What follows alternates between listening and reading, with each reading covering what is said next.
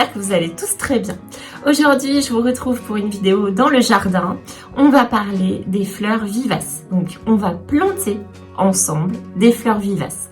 Je vous montre comment je fais dans le jardin, qu'est-ce que j'utilise comme terreau, comme chose pour planter les fleurs vivaces. Alors, j'ai trouvé des fleurs pour plein soleil et aussi une variété de fleurs que je vous montrerai bientôt là. C'est les anémones du Japon. Les anémones du Japon, c'est très beau, très intéressant pour avoir des fleurs à l'automne, quand vient l'automne et que les autres fleurs commencent à être en moins grand nombre.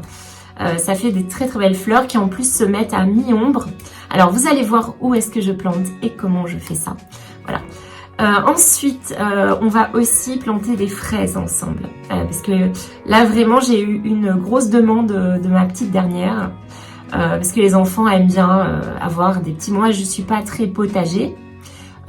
Question de place, surtout parce que je prends énormément de place pour mes fleurs. Elles sont prioritaires. Et du coup, on n'a pas énormément de choses à manger, mais quand même quelques petites choses. Donc, un peu des tomates cerises, un peu des framboises. Des framboises, j'en ai quand même beaucoup.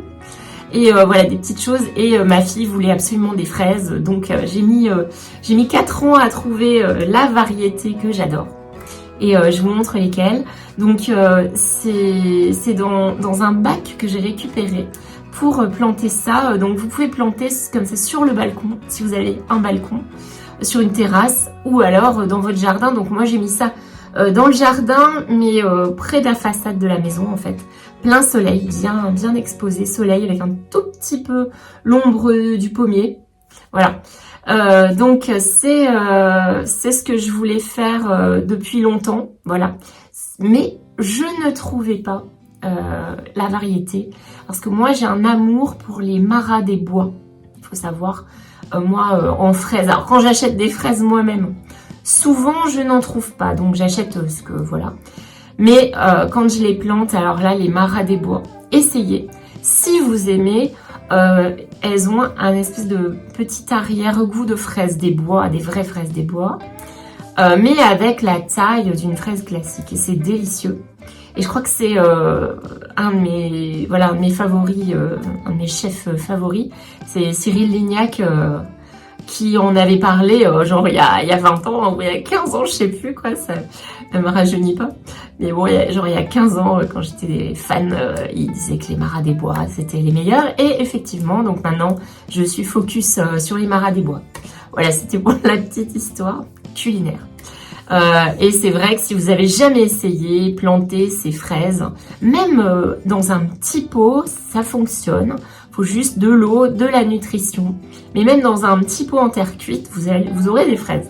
Donc c'est marrant à faire. Moi je sais que mon premier balcon, j'avais vraiment un tout petit balcon avec un appartement, voilà, il y a quelques années.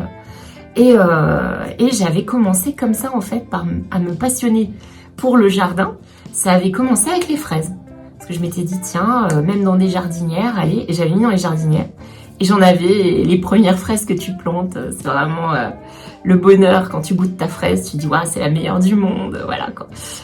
Donc je vous conseille de le faire. Voilà, si vous avez jamais essayé, c'est génial.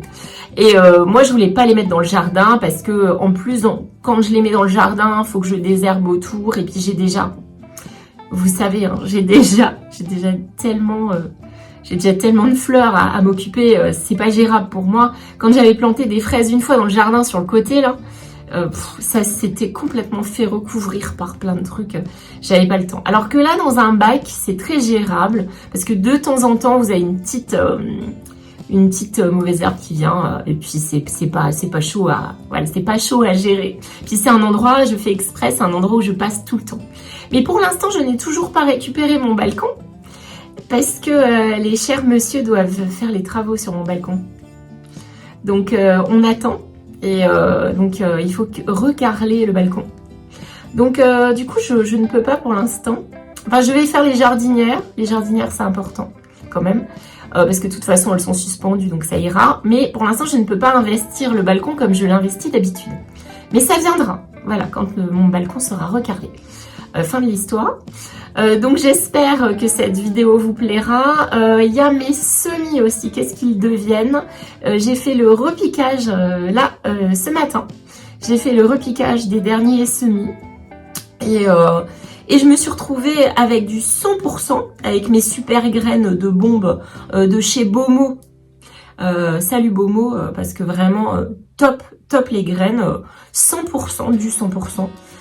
Mais du coup, donc je suis pas sponsorisée du tout, hein, mais je vous dis ça parce que j'étais vraiment très heureuse de la qualité des graines, de la quantité, du prix, enfin voilà, c'est la perfection. Pas d'argent perdu, pas d'argent gaspillé. Mais du coup, je me retrouve avec des tonnes de semis. Alors, j'ai déjà 20 plants de Zinnia Zinderella, j'en ai 20 de Cosmo, voilà. Si je regarde derrière, c'est parce que je regarde mes fleurs en même temps. Parce que j'ai récemment été acheter quelques jolies fleurs locales chez l'horticulteur local qui est génial et qui n'est pas cher du tout. Ne croyez pas, surtout, qu'avec les locaux, c'est cher. C'est pas vrai, c'est vraiment pas cher. Souvent moins cher que dans les jardineries. Attention, petit message au passage. Oh, moi j'ai tellement de choses à vous dire. C'est catastrophique. J'ai tellement de choses alors là c'est la période, je suis de tous les côtés. Parce que j'ai les dahlias là qui sont là. Ah, ça y est, est-ce que j'ai tout dit? Je sais pas. Bon, je vous montre les dahlias. Je vous montre parce que j'ai eu des questions sur le pinçage. Alors n'oubliez pas de pincer vos dahlias. D'ailleurs, ça va être bientôt le temps de les mettre dehors.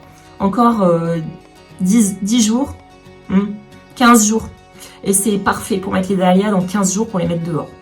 Et en fait, quand vous les mettez dehors, n'oubliez pas de les pincer. Je les ai pincés là parce que je les ai là forcés à l'intérieur. Alors je vous montre quand même la merveille. Oh, c'est merveilleux. La nature est formidable, vous voyez? Vous les voyez, ces petites pousses sur les côtés? J'espère que vous voyez. Parce que là, en fait, je tiens avec les deux mains et c'est très lourd. C'est très lourd. Alors, attendez. Alors, est-ce que j'arrive à... Voilà, regardez ça.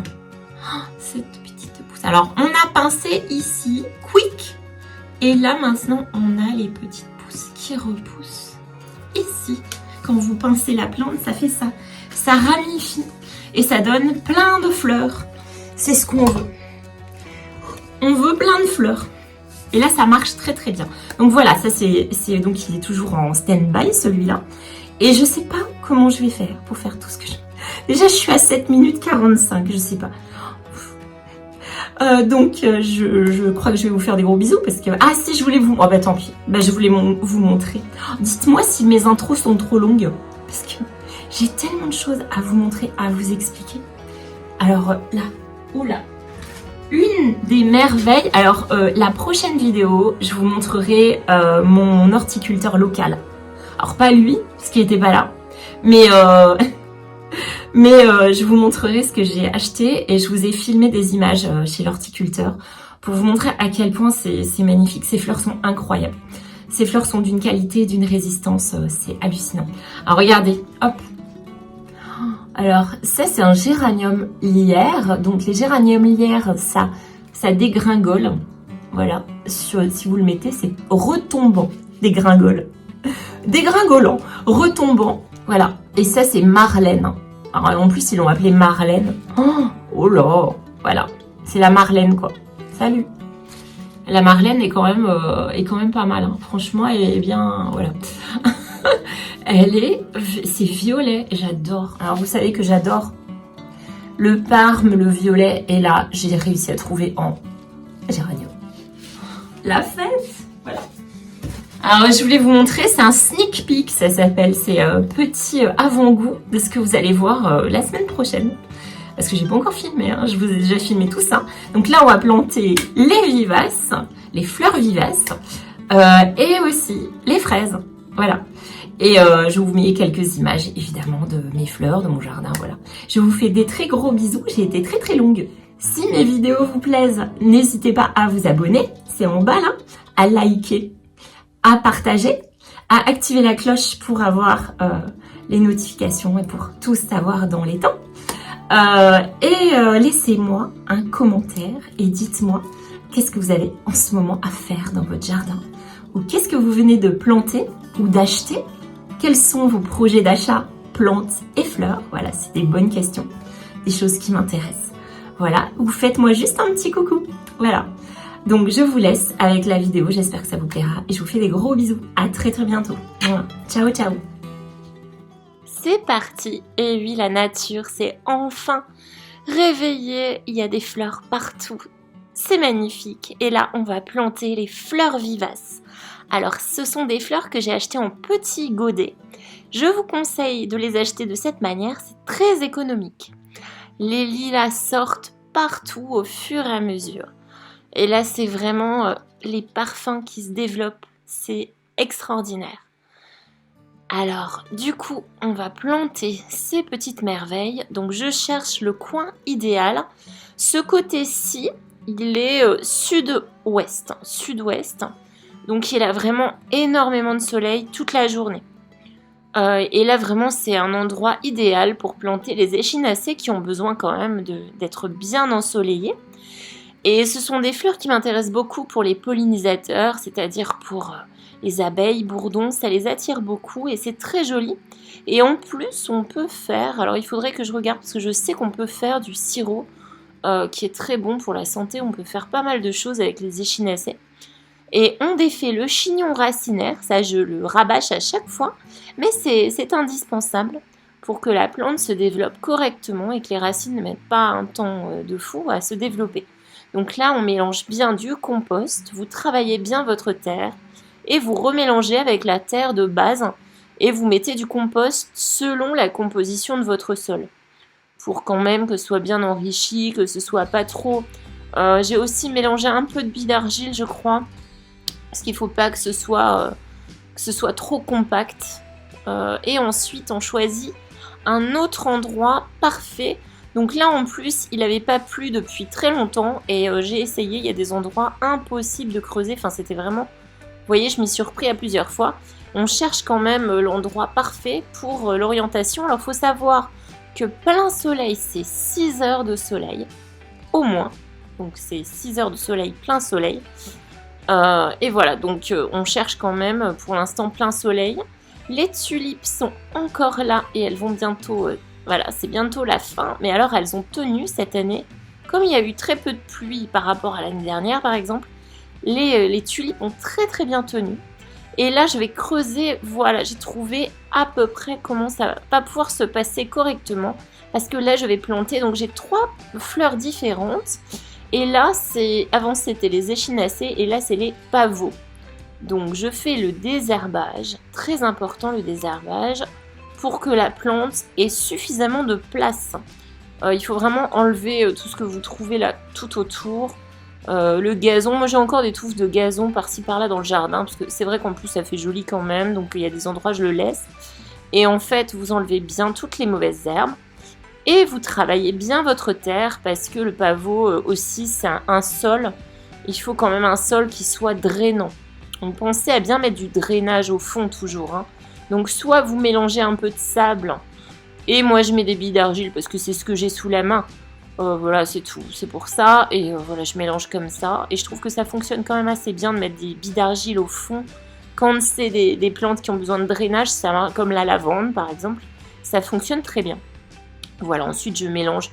Je mets toujours du compost pour bien enrichir, qu'il y ait suffisamment de fleurs. Et voilà les tulipes pivoines, bientôt finies. Et c'est pareil, on en a profité vraiment longtemps cette année. Elles ont une tenue qui est quand même... elles ont quand même une très bonne tenue. Et donc je tasse bien autour, je serre pas trop non plus. Ah et là j'ai fait la rencontre du siècle. J'adore, mais j'en ai vraiment beaucoup dans le jardin. C'est indispensable pour... c'est un anti-puceron, les coccinelles, naturels. Donc, essayez de bien faire attention à vos coccinelles et de laisser un peu de puceron pour que les coccinelles puissent manger. C'est toute une histoire d'équilibre. Hein. Donc, je ne tue pas les pucerons, certainement. Déjà, je les tue à la main. Je les enlève à la main quand ils m'embêtent vraiment, mais j'en laisse pour les coccinelles. Très important. Voilà, alors le coin mi-ombre que j'ai trouvé, c'est en dessous de mon poirier. J'ai un poirier, mais il donne pas grand-chose. Enfin, il donne des poires, mais elles sont pas bonnes. Je sais pas pourquoi, mais elles sont vraiment mauvaises. Et donc, en fait, on défait toujours le chignon racinaire. Et là, j'ai trouvé les anémones du Japon. Pour mettre à mi-ombre, c'est idéal. C'est exactement leur emplacement. Ce qui est bien, c'est que je vais finir par en mettre un peu partout. Parce que ça vous fait vraiment beaucoup de fleurs et ça se multiplie. Donc là, quand vous voyez la taille du petit godet, dites-vous que ça va chaque année. Ça va devenir de plus en plus grand. Et une anémone du Japon, je vous montrerai, j'en ai une derrière le jardin. Derrière mon jardin, enfin sur le côté est. Et elle est énorme. Voilà. Après, ça devient, si vous lui faites bien de la place, comme là, je lui fais bien de la place tout autour. Et vous dégagez les mauvaises herbes tout le temps, au fur et à mesure, autour de la plante. Pas qu'elle se fasse grignoter, sinon elle n'a plus d'énergie. Et vous verrez que ça augmente chaque année de taille, les vivaces. Vous n'avez pas à vous en occuper chaque année, ça revient. C'est ça qui est magique. Et le jardin du côté sud-est, j'ai fait cette petit craquage, petite trouvaille de pétunias retombants qui sont magnifiques. Et j'ai trouvé ce très joli pot que j'avais. Et je ne l'ai même pas encore nettoyé parce que je l'avais laissé là tout l'hiver. Et voilà, donc c'est mon petit jardin arrière qui commence à être vraiment mignon. Et avec tous les pissenlits que je garde en conscience, mes pissenlits, je les adore. Ils sont magnifiques. Et ça nourrit tout le monde, donc tout le monde est très content. Et voilà encore des petites tulipes. Alors ce qui est important pour les tulipes et les narcisses, les jonquilles, vous enlevez la fleur, mais vous laissez les feuilles. Si vous laissez en place, comme ça recharge. Le bulbe se recharge, a besoin de se recharger par les feuilles. Donc s'il n'a pas de feuilles, je le fais des fois, j'enlève les feuilles parce que je trouve ça moche, mais erreur. Il y a besoin de se recharger pour avoir des belles fleurs l'année suivante. Alors maintenant on passe aux fraises. Donc là je fais un peu de nettoyage. J'ai récupéré mon bac de l'année dernière qui m'avait servi à planter des tomates cerises. Et voilà mes tulipes préférées qui sont sublimes et qui, pareil, ont une tenue. C'est aussi des pivoines. Ça, je crois que c'est la variété angélique. C'est magnifique. C'est vraiment sublime. Et ça reste très très longtemps. Je suis très contente de cette tenue, décidément. Alors voilà, je mélange. Donc quand vous avez un vieux bac comme ça, où vous avez du terreau de l'année dernière, pas besoin d'enlever tout. Vous enlevez la moitié, vous gardez la moitié et vous remélangez avec du compost pur, du terreau, moi c'est du fumier de cheval. Du fumier de cheval et vous mélangez, mais composté. Déjà composté, sinon c'est pas possible. Alors on mélange bien tout, on remue bien. Et j'avais déjà des billes d'argile au fond du bac, donc nickel. Les fraises, ça a quand même besoin aussi de drainage. De toute façon, ça n'aime pas, c'est rare. Il faut toujours que ça draine. L'eau stagnante, c'est jamais bon. Pour les racines des plantes, c'est toujours mauvais. Donc voilà, alors on défait. Oh, bonjour. Ah non, vous le savez déjà. Le chignon racinaire, très important. Et voilà, j'ai déjà, en plus sur ces plants-là, je m'y suis pris très très tard. Parce que je voulais absolument cette variété. Et je voulais qu'elle soit bio. Donc voilà, je suis un peu difficile des fois. Et voilà, donc j'ai attendu de trouver. Et puis aussi le bon prix, tout ça. Donc voilà, donc on installe tout ça. On recouvre bien. On tasse un petit peu. Voilà, donc là franchement, rien de très compliqué. Vous mettez bien, moi j'ai mis la moitié du bac en compost. Et ensuite on installe les deuxièmes. Et là en fait, les fraises, elles ont besoin de quoi? De nourriture, c'est quelque chose de très gourmand en engrais ou en compost comme le mien. Et en eau, alors là, voilà, il y a la jardinière en chef qui m'a aidée. Donc petit arrosage. Et l'arrosage, c'est important pour les fraises, vous vous doutez bien. Donc, exposition plein soleil, les fraises.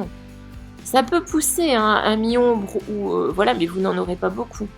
Si vous voulez que ça produise bien, vous mettez plein soleil, c'est 6 heures de soleil par jour. Et voilà, donc on est bien content d'avoir trouvé un joli petit coin. À bientôt. Ciao, ciao.